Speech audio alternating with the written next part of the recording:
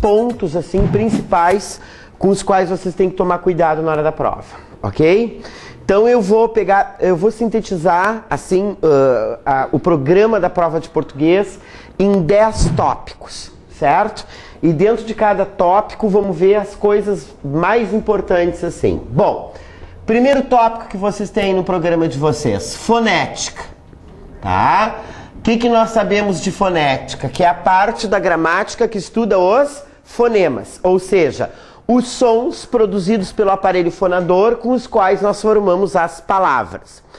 Se cair isso na prova, o que eu acho pouco provável, tá? Eu acho que tem conteúdos mais interessantes, mais complexos para eles pedirem numa prova tão seletiva, não é? Não apostaria muito minhas fichas na fonética, mas se vier uma questão nessa prova, como é que vai vir isso? Eles não vão pedir, obviamente, para vocês contarem o número de letras e o número de fonemas da palavra, né?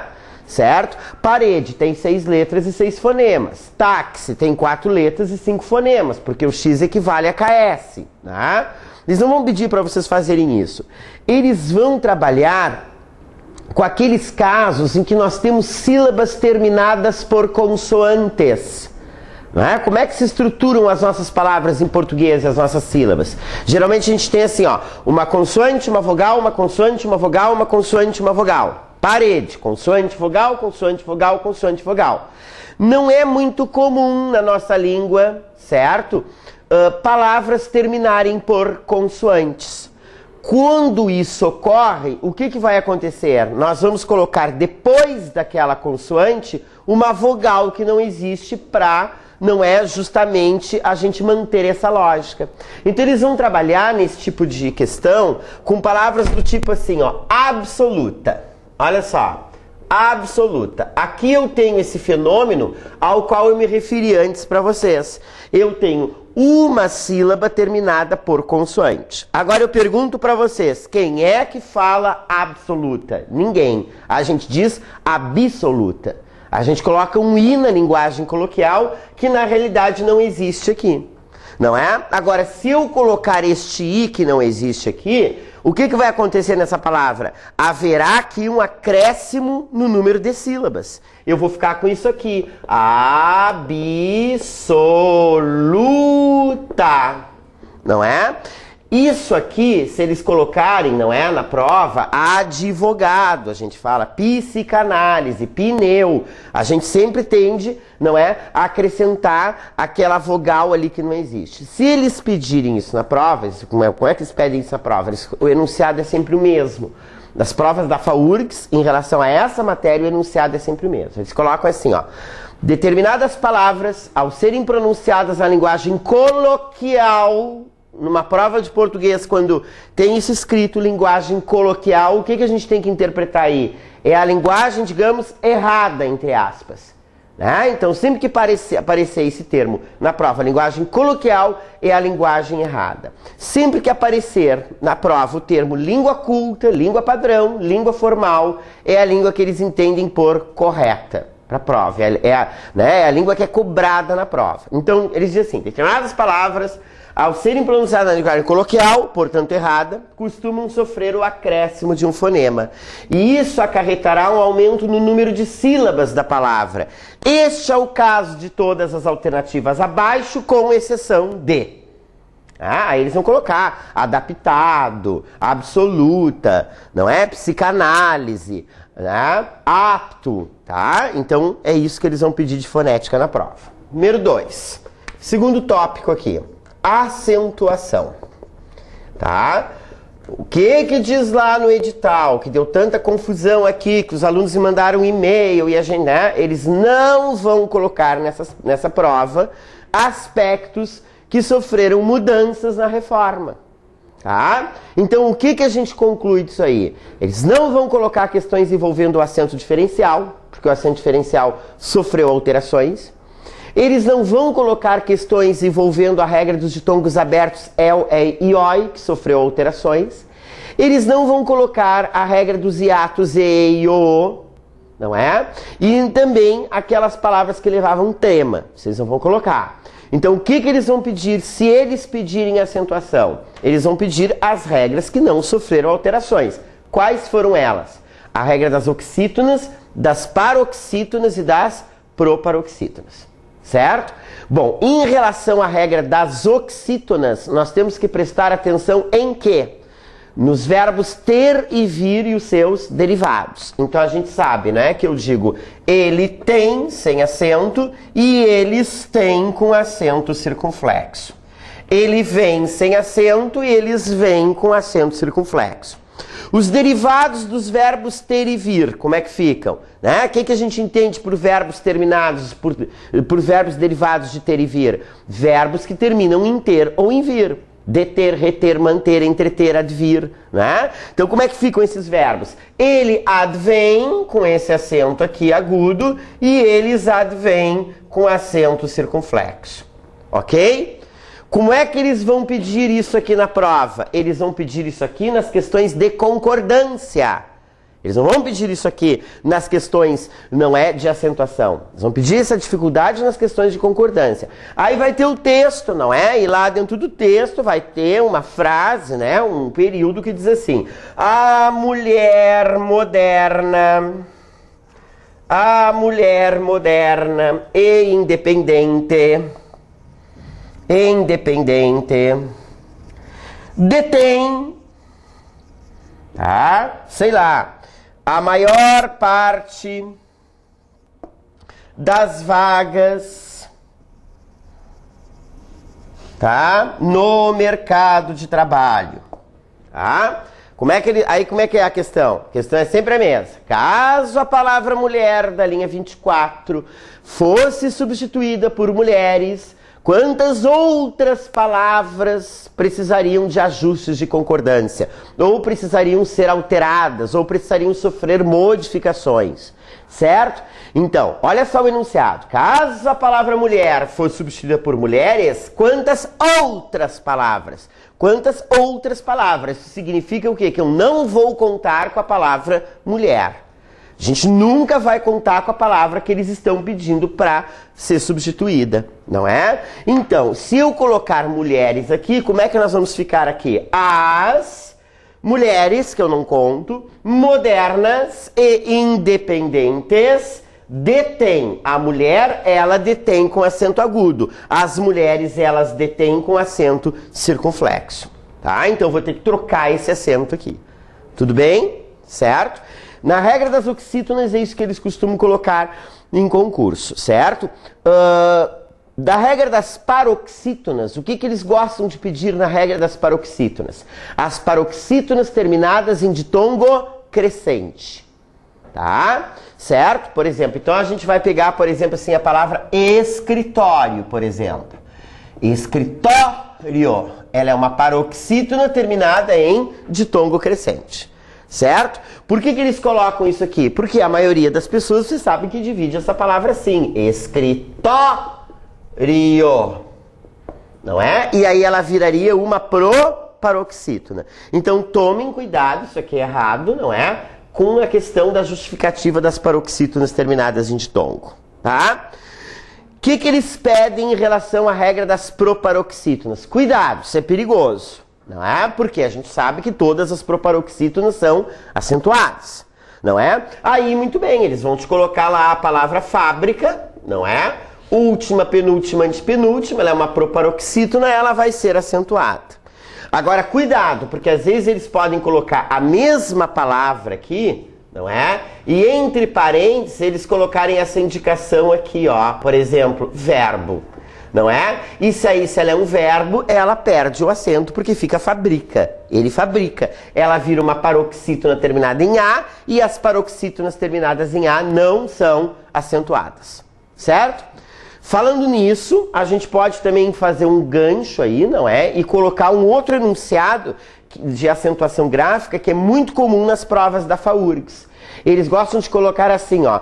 Entre as alternativas abaixo, assinale a única cuja retirada do acento não provocaria o aparecimento de outra palavra na língua portuguesa. Isso eles gostam muito de colocar. E aí eles colocam exemplos, né, que eu já vi, não é disso que eu estou falando, que eu já vi em provas da FAURGS. Eles gostam de colocar, por exemplo, assim, reverência, veículo, certo? Eu já vi também aqui hábito, eu já vi hábitos, certo? Eles já colocaram a palavra até. Eles já fizeram uma crueldade uma vez e colocaram na mesma prova as palavras música e história. E eles te perguntam, e eu te pergunto, quais dessas palavras, ou qual dessas palavras, não é, cuja retirada do acento provocaria, não é, o aparecimento de uma outra palavra na língua portuguesa. Reverência sem acento existe? Reverencia. Veículo existe? Veiculo. Eu veiculo comercial pela TV. Não é? Então existe sem acento. Hábito, obviamente, existe. Habito. Eu habito esta região. Certo? Agora, hábitos existe? Não. Habitos não existe. Essa aqui não vai existir. Até existe sem acento? Ate. Ate o seu tênis. Ate o cadarço do seu tênis. Olha aí, cuidado. Tá? Então vamos tomar cuidado com essa aqui. Música existe sem acento? Musica. Ele musica os poemas do Fernando Pessoa. Não é? E história existe sem acento? Aliás, é história. Tá? Existe sem acento? Existe. Historia. Ele historia os costumes dos alemães daquela região. Certo? Tá? Então vamos tomar cuidado com isso aqui. Tá? Muito bem. Próximo ponto que eu seleciono para vocês, que eu acho importante vocês darem uma olhada, a gente entrando agora mais no campo da morfologia, vamos dar uma olhadinha na questão da formação de palavras, tá? Formação de palavras. A prova da FAURGS, ela é uma prova gozada, assim, nesse aspecto, sabe? Por quê? 80% da prova da FAURGS cobra gramática, 20% cobra interpretação. Tá? Então, sei lá, tens aí, 20 questões, 4 serão de interpretação e 16 vão ser de gramática. Há um predomínio claro da gramática em detrimento da interpretação, da compreensão de textos, certo? Só que tem um pequeno detalhe, a FAURGS trabalha gramática, ela pede gramática, mas ela não trabalha com nomenclatura. Vocês não vão encontrar na prova da FAURGS a palavra pronome relativo. Vocês não vão encontrar na prova da FAURGS derivação prefixal, aqui no caso, derivação sufixal, derivação parasintética, derivação regressiva, composição por justaposição, composição por aglutinação. Não se preocupem com isso, né, com essa nomenclatura. O que eles vão te perguntar é se tal palavra é formada só por prefixo, só por sufixo, pelo acréscimo dos dois simultaneamente. Tá? Isso é que eles vão colocar. Tá? Deem uma olhadinha, tá, no significado principalmente dos prefixos e dos sufixos. O que eles gostam de colocar nesse aspecto assim? Aqueles prefixos, certo? Que podem ter dois significados. Que é o caso do prefixo a, por exemplo. Não é verdade? Eu posso ter dois significados para esse prefixo, né? O a pode indicar negação, no caso do anormal. E o a pode me indicar aproximação, no caso do afeminado. Certo? Aqui no normal, né, no anormal, o a tem o sentido de negação. Anormal é aquele que não é normal. Agora, no caso do afeminado, esse a não é mais negação. Um cara afeminado não é um cara não feminado, muito pelo contrário. É um cara que tem jeito de mulher. Então esse a indica proximidade, afeminado, próximo da mulher. Tá? A mesma coisa a gente pode ver aqui, observar aqui no caso do prefixo in. Tá? Eu tenho o in do infeliz, que me indica negação, e eu tenho o in do ingerir, que me indica movimento para dentro. Tá? Então infeliz é não feliz, ingerir é colocar para dentro. Tá? O ex também é um outro exemplo que eu posso dar para vocês. Existem dois ex, não é? O ex que significa aquele que já foi, que sempre tem hífen. O caso do ex-marido, ex-mulher, né? Então aqui é o ex, tá? Ex-marido, por exemplo, já foi marido. E existe o ex, que é sem hífen, que é o ex que significa movimento para fora. Expulsar, colocar para fora. Exportar, colocar para fora. Tá? Então vocês deem uma olhadinha, tá? Aí, naquela listinha, tem no nosso material aí, que a gente forneceu, né? Quando eu dei essas aulas aqui, tá? De significado dos prefixos, tá? Assim como é importante vocês darem uma olhadinha no significado dos prefixos, é importante igualmente vocês darem uma olhadinha no significado dos sufixos. Vocês não podem ir para essa prova sem saber que dade é um sufixo que forma substantivos a partir de adjetivos. É ou não é? Hein? Igual é adjetivo. Tá? No momento que eu coloco dade, fica igualdade, fica um substantivo abstrato. Legal, legalidade. Viril, virilidade. Feliz, felicidade. Tá? Então o sufixo dade, ele formará substantivos abstratos a partir de adjetivos. Também não podes ir para esta prova sem te lembrares que o sufixo vel é um sufixo que forma o quê? Adjetivos a partir de verbos. Então eu tenho amar, amável, louvar, louvável, desprezar, desprezível. Tá? Então as palavras que terminam em vel, geralmente, né? Elas são,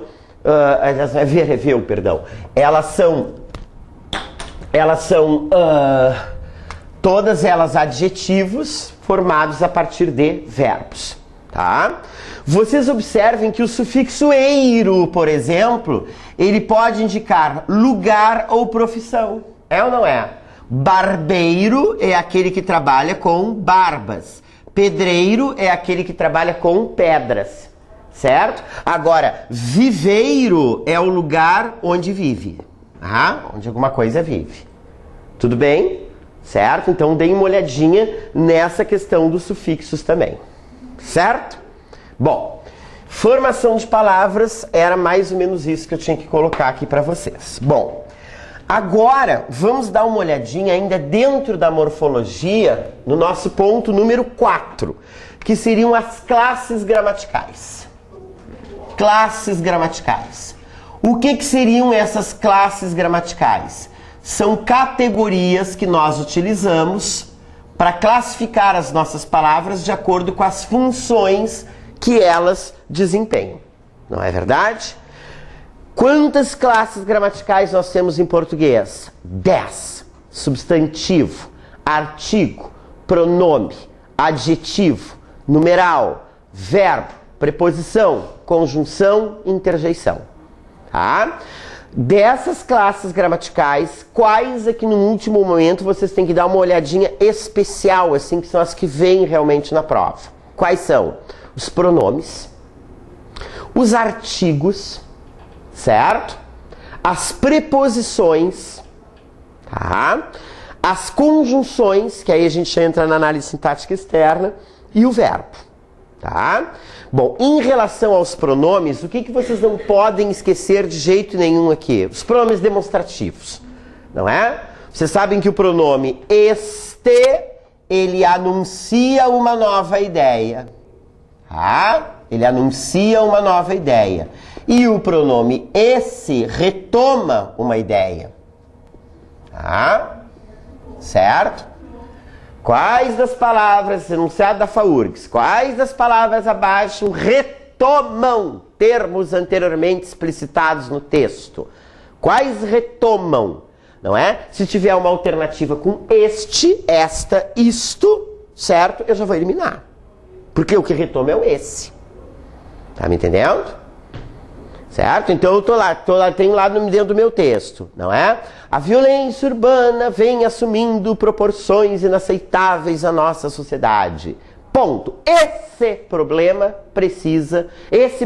tem raízes sociais profundas. Esse problema por quê? Porque eu já falei do problema que é a violência urbana. Aí na Palações tem uma outra frase que diz assim: para ao menos minimizar os efeitos da violência, são necessárias medidas como estas. 2 pontos. Aumentar o rigor das leis e diminuir a desigualdade social. Por que estas? Porque eu estou anunciando as medidas. As medidas vêm depois, certo? Ainda em relação aos pronomes, tá? Deem uma olhadinha também. Isso é uma questão clássica da FAURGS, que é o uso do pronome relativo. Não é? Quais são os não tem prova da FAURGS sem pronome relativo. Quais são os pronomes relativos que nós temos? Aquelas 8 palavrinhas que vocês conhecem, né? Deixa eu colocar aqui para vocês então. Pronomes relativos. Tá? Aquelas 8 palavrinhas que nós temos. Quais? Que, quem, qual, cujo, onde, como, quando e quanto. Certo? O que vocês têm para me dizer sobre isso? Pelos estudos de vocês. Nós sabemos que essas 8 palavras aqui, elas não são pronomes relativos sempre. Elas são palavras que funcionam como pronomes relativos. Qual é a única dessas 8 palavras que sempre será pronome relativo? É o cujo. Esse aqui sempre vai ser pronome relativo. As outras dependerão do contexto. É ou não é? O que tem 20 funções diferentes em português. Não é? O que pode ser praticamente tudo. O que pode ser substantivo, o que pode ser conjunção concessiva, conjunção explicativa, conjunção consecutiva. Não é? O que pode ser conjunção integrante, o que pode ser pronome interrogativo, enfim. Tá? Vamos entrar nesses detalhes aqui, porque senão a gente é caso de suicídio, né? Numa véspera de prova. Até porque eles não investem muito nas funções do que. Depois eu vou dizer quais as 2 funções do que a FAURGS costuma pedir nas provas, tá bem?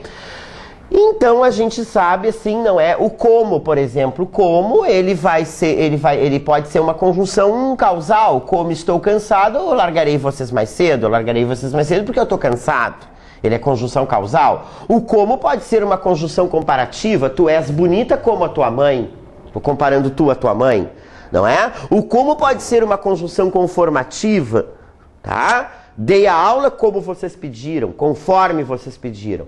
É, certo? Então, essas palavras não são pronomes relativos sempre. Quando é que elas serão pronomes relativos?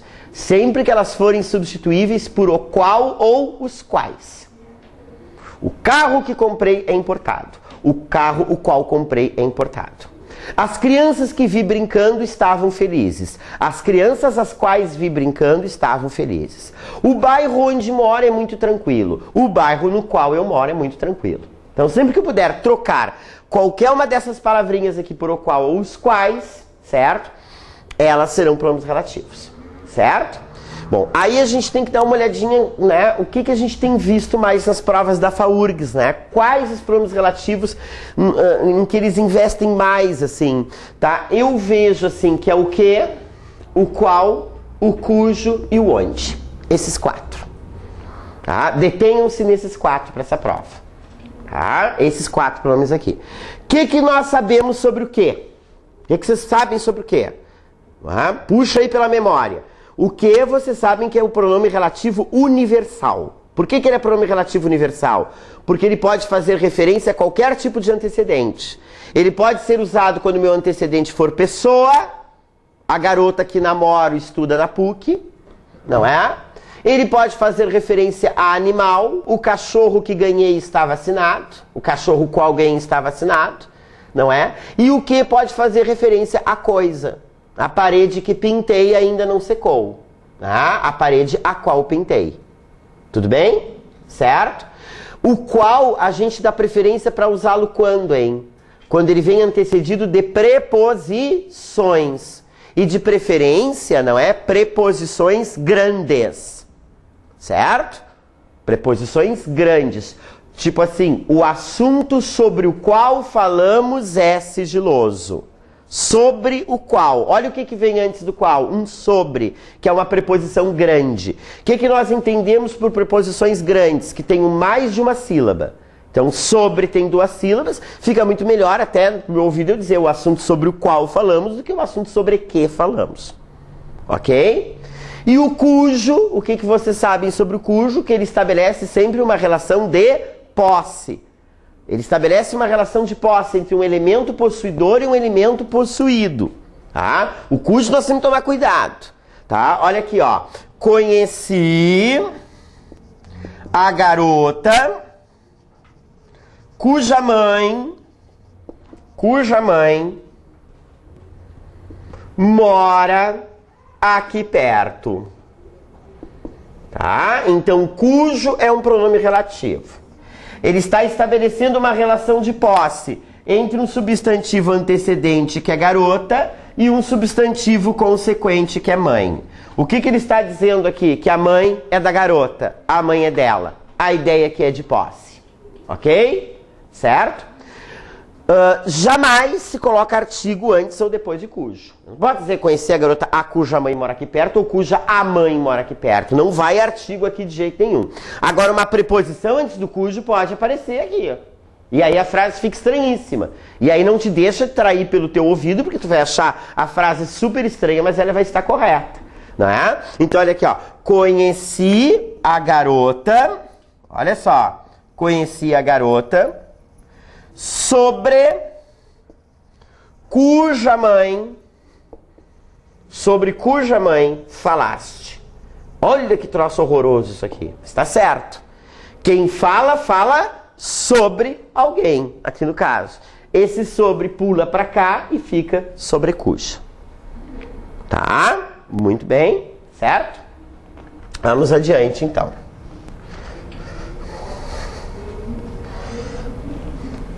Próximo ponto que a gente pode colocar aqui, análise sintática, a sintaxe interna, certo? As funções sintáticas, certo? Sujeito, predicado, objeto direto, objeto indireto, complemento nominal, tudo aquilo ali, tá? Bom, o que nós temos que observar aqui, não é? Qual é a função sintática que eles mais pedem na prova? Sem dúvida nenhuma é o sujeito, não é? Localizar sujeitos de orações. Tá? Quais as orações abaixo têm como sujeito claro ou subentendido a palavra tal? Tá? Aí como é que nós vamos achar o sujeito de uma frase, hein? De uma oração? A gente pega o verbo e faz a pergunta quem é que ou o que é que. Não é isso? Tá? Ocorreram muitos assaltos naquela rua. O que é que ocorreram? Muitos assaltos. Está aí o sujeito. Tá? Nunca vamos nos esquecer que quando a frase tem verbos impessoais, ela não tem sujeito. Não adianta procurar. Quais são os verbos impessoais? O haver, significando existir, acontecer e ocorrer. Não é isso? Havia muitos inscritos no concurso. O fazer, indicando tempo ou temperatura. Tá? Faz 10 anos que me formei. O ser, indicando horário, data ou distância. Agora são 20 horas, por exemplo. O estar, indicando clima. Está um dia agradável hoje. Não é? E os verbos que indicam fenômenos meteorológicos. Cuidado! Os verbos que indicam fenômeno meteorológico, eles só não terão sujeito quando eles estiverem empregados em sentido figurado. Eles só terão sujeito quando eles estiverem... Desculpa. Eles só terão sujeito quando estiverem empregados em sentido denotativo próprio. Choveu muito na última semana. Agora, quando eles estiverem empregados em sentido figurado, eles vão ter sujeito. Choveram ofensas naquela reunião. O que é que choveram? Ofensas. Aí ele está em sentido figurado porque ele não está no sentido de cair água. Certo? Tá? Então, vamos ver essa questão da localização do sujeito. Olha só. Bom, o que eles costumam colocar aqui em relação à localização do sujeito para fazer com que a gente erre a questão, mas nós não vamos errar. Você sabe que nós costumamos iniciar as nossas orações pelo sujeito. Eu vou guardar o carro. Né? Minha filha foi ao shopping. Né? Minha namorada está em casa. Eu não digo em casa está minha namorada. Foi minha filha ao shopping. Eu até posso fazer essa inversão, mas não é o usual. Então nós nos habituamos, não é, com o fato de que o sujeito inicia a oração. Claro que numa prova de concurso, o que eles vão fazer? Quando eles pedirem para tu localizares o sujeito, eles vão inverter a ordem desse sujeito. Eles vão colocar o sujeito no meio da frase ou lá no final, antes do ponto. E aí quando tu fizeres a tal pergunta para localizar o sujeito vai estar lá no final. E tu vai dizer, mas isso aqui é um sujeito? É. Tu fizeste aquela perguntinha para localizar o sujeito, aquela palavra que é a tua resposta será o teu sujeito, não importa onde venha. Então, por exemplo, eles colocam coisas do tipo assim, ó. Sobraram naquela festa. Aí eles colocam uma série de termos intercalados aqui, certo? Após a conferência, muitas bebidas. Muitas bebidas. Certo? Então eu tenho aqui sobraram, que é o meu verbo. Não é verbo impessoal. Se não é verbo impessoal, significa que essa oração terá sujeito. E eu vou fazer a pergunta. Sobraram naquela festa, após a conferência, muitas bebidas. Eu pergunto, que é que sobraram? Que é que sobraram? Muitas bebidas. Aqui está o sujeito. E a prova definitiva de que isto aqui é o meu sujeito, qual é? Bebidas está no plural e o meu verbo foi para o plural para concordar com bebidas. Certo? Tudo bem? Dentro da análise sintática interna ainda, eu queria chamar a atenção para vocês do seguinte detalhe. Vocês sabem que o é sempre objeto direto, porque o equivale a ele. O lhe será sempre objeto indireto, porque equivale a ele. Como é que eles pedem isso aqui numa prova? Pedindo para substituires uma palavra do texto por o ou por lhe, ou colocando lacunas no texto para tu completares com o, com lhe, com a com crase, com a sem crase, a com h, né? Certo? Então aí, ó, tu tens que observar o seguinte, tá? Como é que eu digo, como é que eu sei quando é que é o, quando é que é lhe? A gente aplica sempre para isso o truquezinho do Pedro, não é? Já vou explicar para vocês. Olha aqui. Vamos imaginar que tem essa frase aqui no texto. Cumprimentei pontinhos com elegância. Tá? Sei lá, contei pontinhos as novidades. Convidei pontinhos para almoçar. Como é que eu digo isso aqui, hein, pessoal? Cumprimentei-o ou cumprimentei-lhe? Contei-o ou contei-lhe? Convidei-o ou convidei-lhe? Como é que a gente usa isso aqui? Né? Como é que nós vamos fazer para resolver esse tipo de questão? Isso aqui vem na prova, isso aqui é uma das minhas apostas. Né? Questãozinha para empregar o e o lhe corretamente. Né? Como é que nós vamos fazer isso? Nós vamos aplicar o truquezinho do Pedro. Ao invés de colocar o lhe ali, nós vamos colocar a palavra Pedro. Ok? E aí o que vai acontecer aqui? Se aparecer o antes do Pedro, eu coloco o ali. Se aparecer ao antes do Pedro, eu coloco lhe ali. Tá? Então, troca por Pedro, ficou Pedro, bota o, fica o Pedro, bota lhe. Às vezes podem soar os dois ao meu ouvido. Respeito o Pedro ou respeito ao Pedro? Parece que são os dois no meu ouvido. Sempre que soarem os dois ao meu ouvido, eu vou colocar o. Então vamos começar aqui por baixo. Convidei o Pedro para almoçar ou convidei ao Pedro para almoçar? O Pedro. Então convidei o. Aqui em cima, cumprimentei o Pedro ou cumprimentei ao Pedro? Parece que são os dois. Se soarem os dois, dá o. Cumprimentei o. Contei o Pedro as novidades ou contei ao Pedro as novidades? Ao Pedro. Então contei-lhe. Certo? Muito bem. Sexto ponto. E quando tiver a opção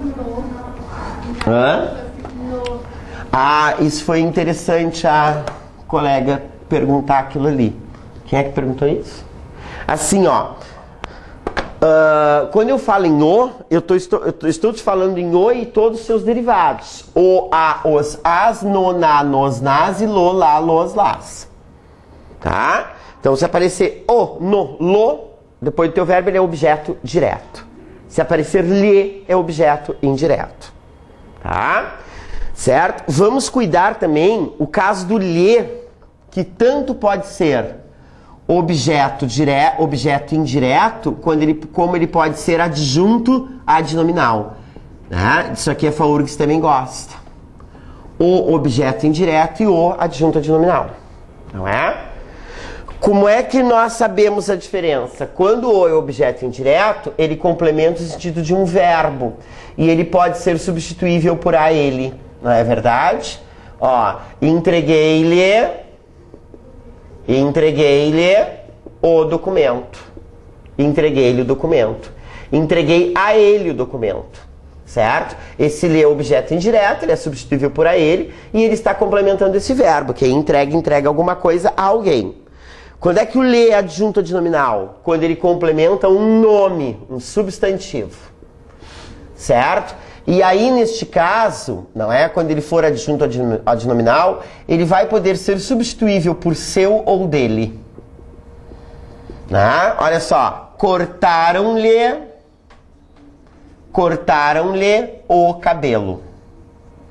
Certo? Tu pode dizer cortaram a ele o cabelo? De jeito nenhum. Até porque esse lhe aqui, ele não está complementando cortaram, né? Ele está complementando o substantivo cabelo. E eu posso substituí-lo por seu, cortaram o seu cabelo. Ou então cortaram o cabelo dele. Tá? Vamos tomar cuidado com isso aqui. Tá? Sintaxe externa. Nexos agora. As conjunções. Ok?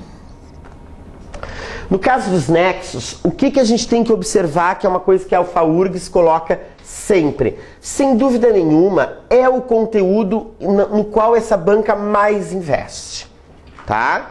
Se eu tivesse que fazer um pedido para vocês, não é, amanhã, para vocês pegarem uma listinha de conjunções, darem uma olhadinha nessa listinha de conjunções, tá? Que vocês fossem para essa prova pelo menos sabendo uma conjunção de cada tipo, né? Que o porquê é causal, o embora é concessivo, o se é condicional, não é? O à medida que é proporcional, o para que é final. Pelo menos uma. Se souberes uma conjunção de cada tipo, certo? Tu substituindo ali uma pela outra, pelas que tu sabes, ali tu chegas à resposta, tá? E outra coisa, e não adianta também decorar as conjunções, a gente tem que ver o sentido que elas têm dentro do contexto. Tá?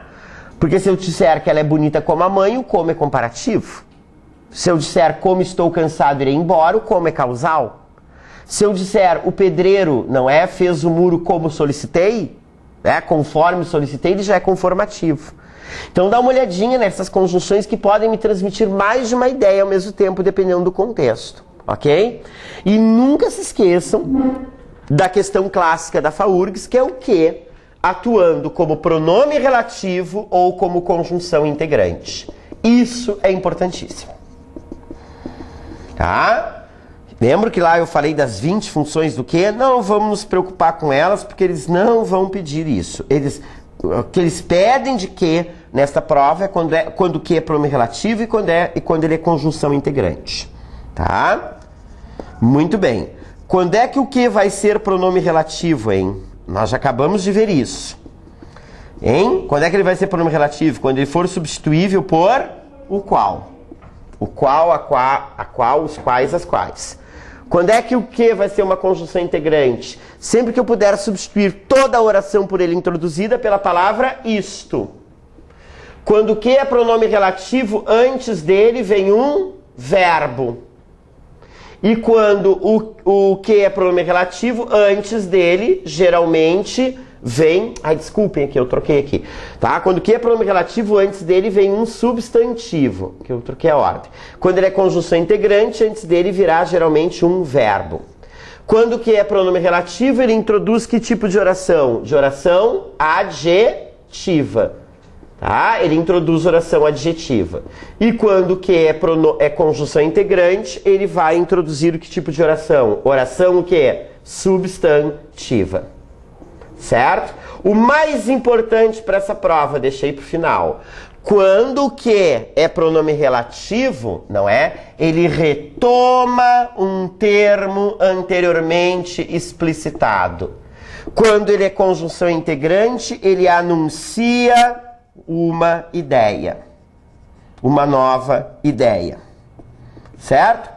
Para não ficarmos muito no plano da abstração, certo? O que eu quero te dizer com isso? Olha só, os homens que trabalham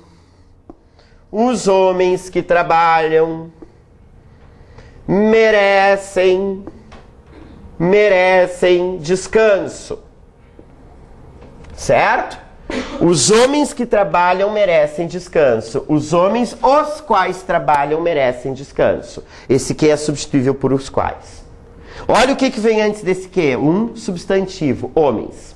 Não é? Olha só, essa oração que trabalham é uma oração adjetiva, por quê? Porque ela pode ser substituída por trabalhadores. Os homens trabalhadores merecem respeito e trabalhadores é um adjetivo, então ela é uma oração adjetiva. E este que está retomando um termo anteriormente explicitado que é homens, certo? Agora olha aqui, desejo que vocês sejam aprovados.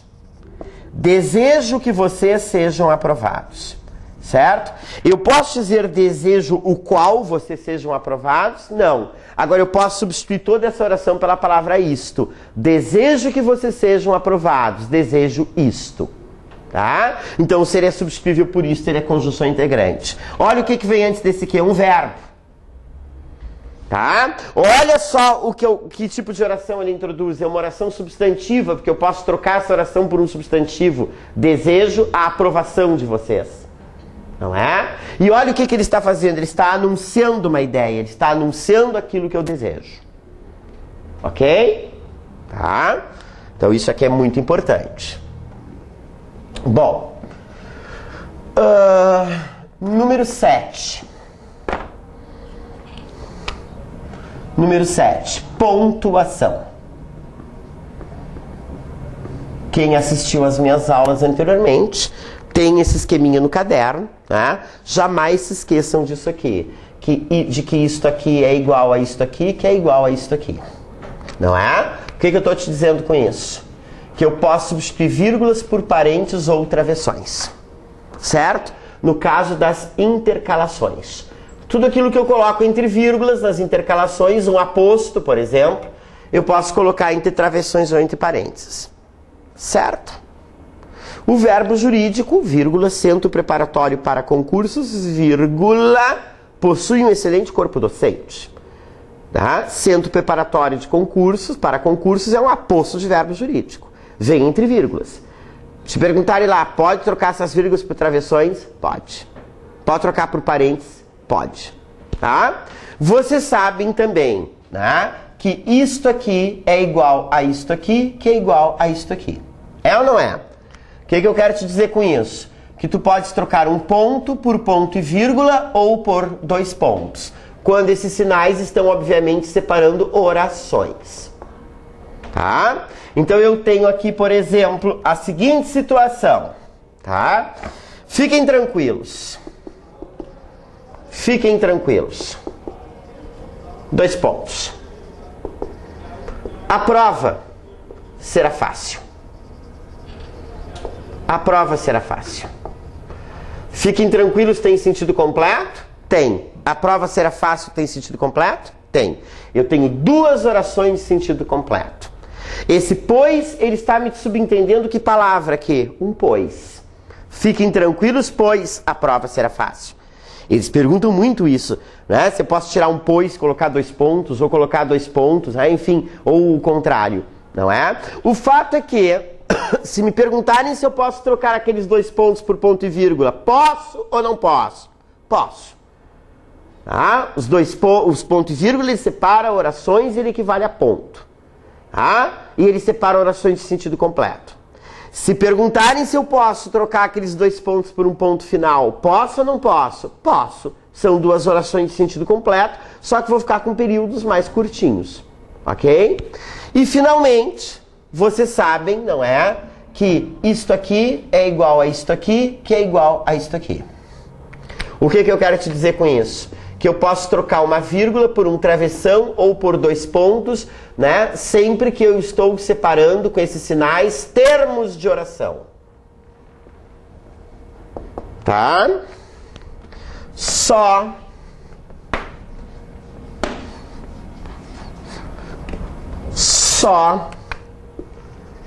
lhes desejo uma coisa. Dois pontos. Uma vida repleta de conquistas. O que é esse uma vida repleta de conquistas? Tem verbo isso aqui? Não. Se isso não tem verbo, o que isso aqui é? Uma orar? Isso é um termo de oração. Se tivesse verbo, seria uma oração. Né? E esse termo de oração, que termo é? É um aposto de coisa. Estou explicando que coisa é essa que eu desejo. Tá? Eu introduzi esse aposto por 2 pontos. Se me perguntassem numa prova se eu poderia trocar aqueles 2 pontos por uma vírgula, poderia? Sim. Se me perguntasse se eu poderia trocar aqueles 2 pontos ou aquela vírgula por um travessão, poderia? Sim. Ah, porque esses 2 pontos estão separando agora, não orações, mas termos de orações. Então tem que ficar esperto no uso dos 2 pontos. Quando os 2 pontos estão separando orações, eles podem ser substituídos por ponto ou ponto e vírgula. Quando eles estiverem, não é? Isolando, introduzindo termos de orações, eles podem ser trocados por vírgula ou travessão. Ok? Bom. Dá para ir mais um pouquinho? Sim ou não? Sim. Semântica. Ponto número 8. Semântica. Dá uma olhadinha naquelas listinhas que tu tens lá na tua casa, sabe? Daquelas palavras homônimas e parônimas. Senso com C e senso com S.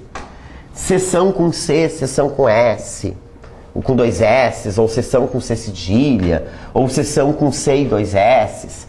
Aquelas palavras parecidas, né? Que são as parônimas eminente e iminente.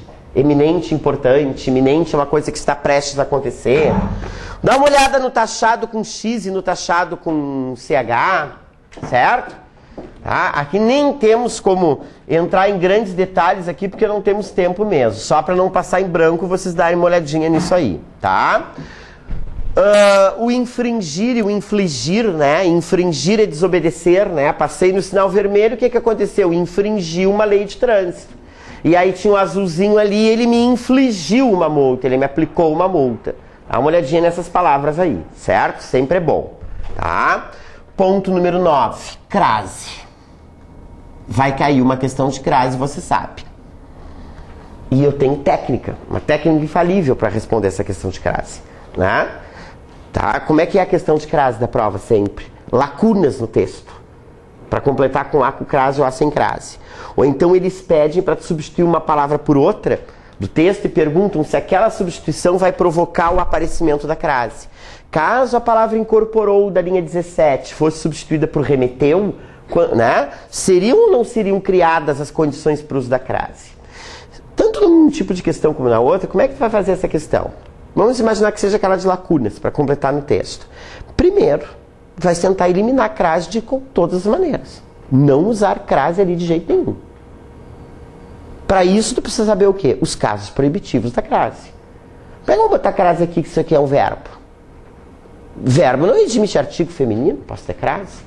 Vamos usar crase aqui, se aqui é uma palavra masculina. Crase é A mais A, preposição A mais A, artigo. Como é que eu vou ter A antes, artigo antes de uma palavra masculina? Não tem crase. Vou tentando eliminar a crase. Se eu não consigo eliminar a crase, o que eu faço? Aplico a regra da substituição. Troco a palavra feminina por uma masculina. Se der A, leva a crase. Então, por exemplo, presta atenção nisso aqui. Devido, sei lá, vamos botar uma frase maior. Dirigi-me à sala do chefe. Dirigi-me à sala do chefe. Vamos pensando. E, devido à pressa. E, devido à pressa. Entreguei a encomenda à secretária. Ok? Eu quero saber se eu uso crase aqui, aqui, aqui e aqui. O que eu faço primeiro? Tem lacunas ali. Faz de conta que tem lacunas. Tentar eliminar a crase, né? Se eu pegar aqueles 10 casos de crase aqui para tentar eliminar os casos proibitivos, que eu não vou fazer essa tortura com vocês agora, e aplicar um por um, não vou conseguir eliminar a crase, porque não são palavras masculinas, não são pronomes pessoais, não são verbos, o a não está no singular, a palavra não está no plural, enfim, se eu aplicar aqueles 10 casos, eu não consigo eliminar a crase. Então o que eu faço agora? Emprego a regra da substituição. Troco aquelas palavras por palavras masculinas. Apareceu ao, leva a crase. Dirigi-me à sala do chefe, dirigi-me ao escritório, leva a crase. E, devido à pressa. E, devido ao estresse, leva a crase. Entreguei a encomenda, entreguei o pacote, não leva. A secretária, entreguei a encomenda ao secretário, leva a crase. Tá? O que vai acontecer com vocês, não é? Sábado, nesta prova. Óbvio, não vai te vir uma palavra masculina para tu colocares ali no lugar, porque tu vais estar atucanado. Às vezes a palavra masculina está na cara da gente. É trocar aluna por aluno. E não me vem na cabeça, porque eu já resolvi legislação, eu já estou por aqui, não é? Se não aparecer uma palavra, não é? Masculina correspondente para colocar aqui, exatamente, não é? Substitui a palavra por fuque-fuque. Tá? Se aparecer ao antes do fuque-fuque, leva a crase. Se não aparecer, não leva a crase. Dirigi-me à sala do chefe, dirigi-me ao fuque-fuque. Tá? E, devido à pressa, e devido ao fuque-fuque, entreguei a encomenda, entreguei o fuque-fuque, não leva nada. Entreguei a encomenda à secretária, entreguei a encomenda ao fuque-fuque. Tá? Não gostou do fuque-fuque, achou muito pornográfico, então coloca a palavra cachorro. Se o cachorro latir, leva crase. Como é que o cachorro late? Au. Vamos botar cachorro. Se der au ali, leva crase. Dirigi-me ao cachorro. Latiu. E, devido à pressa, e devido ao cachorro, latiu de novo. Entreguei a encomenda, entreguei o cachorro não latiu agora, não leva. Entreguei a encomenda ao cachorro. Latiu, levou crase. Tá? Tudo bem? 10º ponto ao apagar das luzes. Interpretação de textos.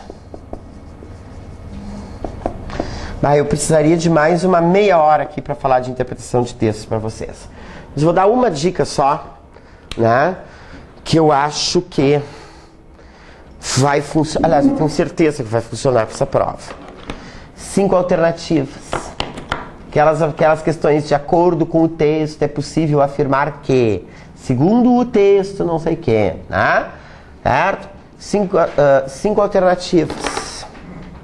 O que eu faço com as 5 alternativas? Uma eu elimino de cara porque é absurda.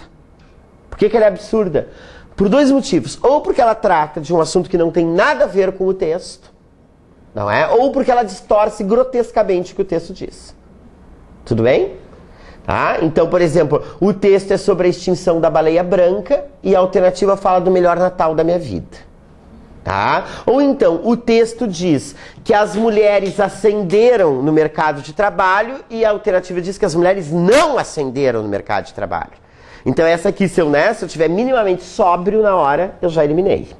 Não é? Fiquei com 4. Das 4 eu vou eliminar mais uma. Qual que eu vou eliminar agora? Uma perigosa, porque está certa. Só que o que ela diz está certo, mas não está escrito dentro do texto. Nem com aquelas palavras, nem com outras. Exemplo. Aqui está o texto. Aqui estão as alternativas A, B, C, D, E. Tudo que tu marcares aqui tem que estar aqui dentro. Com essas palavras ou com outras, mas tem que estar aqui dentro. Exemplo. Tá? O texto diz o seguinte: recente pesquisa constatou que 80% das mulheres de classe média alta ganham salários superiores aos dos maridos. Ok? Isso está escrito lá dentro do texto.